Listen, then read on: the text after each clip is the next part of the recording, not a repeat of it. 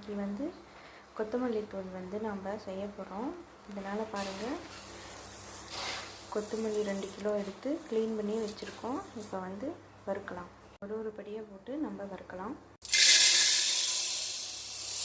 மிதமான தீயில் தான் வறுக்கணுங்க. விடாமல் வறுத்துக்கிட்டே இருக்கணும். கருகிடுச்சுன்னா அப்புறம் மசாலா வந்து நல்லா இருக்காது.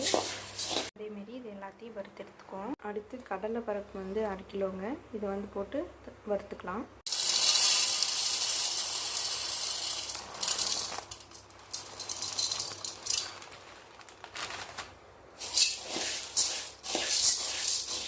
பருப்பு ஒரு 1/4 கிலோ போட்டுக்கலாம்.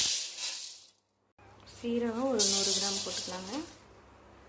சீரகம், சோம்பு இதெல்லாம் வந்து மிதமான தீயில் வறுக்கணுங்க. சீக்கிரம் கருகி போயிடும். அடுத்து சோம்புங்க, அதே மாதிரி வறுத்து எடுத்துக்கலாம். ஒரு 50 கிராம் போட்டுக்கலாங்க. கிராம்பு ஒரு 50 கிராம் போட்டுக்கலாங்க. பட்டை ஒரு 50 கிராம் போட்டுக்கலாங்க. 2 கொத்து கைப்பிடி கருவேப்பிலை போட்டுக்கலாங்க. பிரியாணி இலை 2 பாக்கெட் போட்டுக்கலாங்க. மிளகாய் வந்து கொஞ்சம் போட்டுக்கலாம், ஒரு 1/2 கிலோவுக்கு கம்மியாக. இதுக்கப்புறம் வெயிலில் காய ஒரு 1/2 மணி நேரம் காய வச்சுட்டு நாம் மிஷினில் கொடுத்து அரைச்சிக்கலாம்.